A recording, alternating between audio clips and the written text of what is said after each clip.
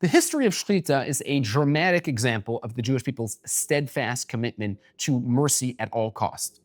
In September of 1893, the country of Switzerland became the first country to formally introduce a legislative ban on Shechita. Arguing that it was cruel and insensitive to the animal, the Swiss were out to ban it entirely, and thus began a long and systemic crusade to label Jews as a cruel and merciless people who revel in the pain and blood of animals. And this anti-Shechita tactic became quite popular in Europe, and it was the perfect pretext for attacking Jews on the grounds of being cruel. This continued with bans in the Kingdom of Saxony and Bavaria in February 1894, in the Landtag of Schwarzenberg in July of 1897, and the German Reichstag in 1898. On April 21st, 1933, the Nazis outlawed Shechita in the entire country.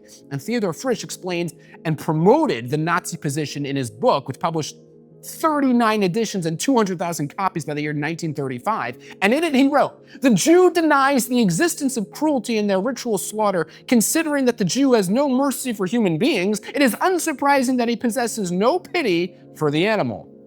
One of the greatest ironies in all of human history was the fact that the Nazis were fanatic animal lovers. Utterly obsessed with animal warfare, Germany had the strictest and most far-reaching animal protection regulations in Europe. A German caught abusing an animal would be sent to a concentration camp as punishment. Joseph Goebbels wrote in his diary that Adolf Hitler was a vegetarian and a passionate animal lover. He also said that Hitler was planning, after German victory in the war, to ban animal slaughterhouses altogether.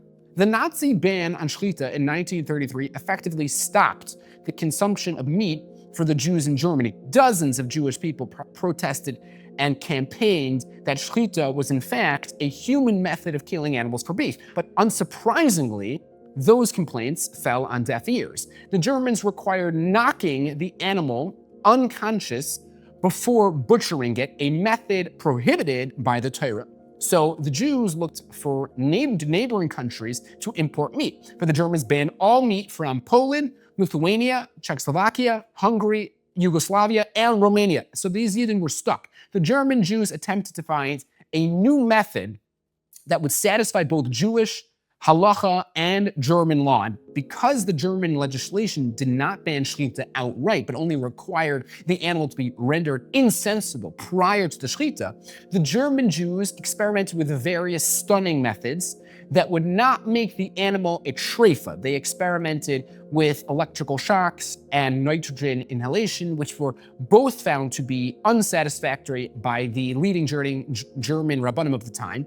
And one day a breakthrough was discovered by a man named Bruno Kisch, a professor of experimental pathology at Cologne University, and he used an injection of Unicron, which both rendered the animal unconscious and caused no harm to the animal at the same time.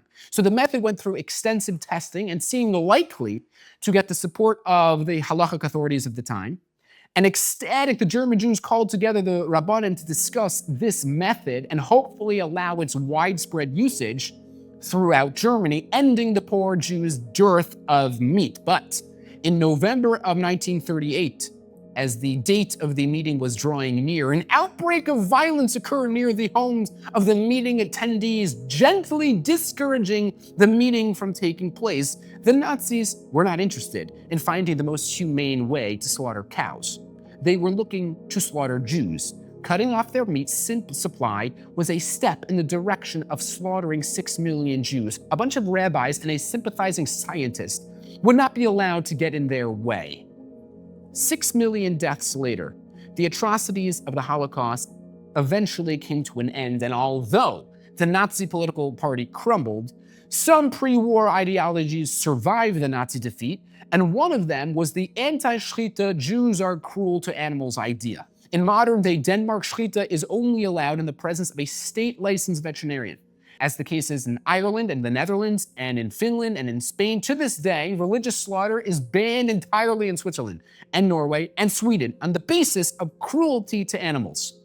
But as the Shechita debate throughout Europe raged on, constantly being used as a club on the Jews' heads, there were individuals who were fed up and decided to put it through a test to show the world once and for all. There were people who got together in Italy and performed a test referred to as the ELISA test, which was able to determine the exact plasma cortisol levels in an animal while going through the Shechita process. They would hook up an animal to a device and it would essentially determine how much pain the animal was feeling and for how long. And what they discovered shocked the world. The traditional stun gun slaughter process caused more pain to the animal than did the Jewish way of Shechita. Suddenly, the world had tangible evidence that an animal experiences less pain for a shorter time with Shechita than any other method. This shocked all but the Jews. For the Jew knows that there is no more humane way of life than following the life described by the Torah. It was, it is, and will forever be the ultimate authority on defining mercy. Even the Torah's command to wage war is not a crusade using violence as a way to shove our religion down the throat of others. It is a charge to ensure that universal mercy is what reigns supreme. The difference between Jewish Shechita and the world's method is a mere few seconds of pain. And yet, the Torah, in the strongest manner, forbids us to use their slaughter methods. Why? Because for us, a few seconds of pain is too much pain. And being the most merciful people on earth, no amount of pain is ever overlooked. Call us outdated, call us cruel. The world will one day see who are the only merciful ones left standing.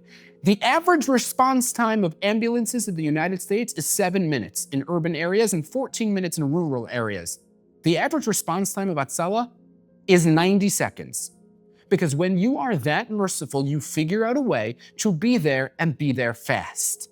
The FBI recently published its annual crime report. Do you know which city in America with at least 100,000 inhabitants has the lowest violent crime rate?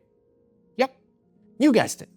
Lakewood, New Jersey. The city with the highest concentration of Torah Jews in the United States happens to have the lowest violent crime rate. Coincidence? I doubt it.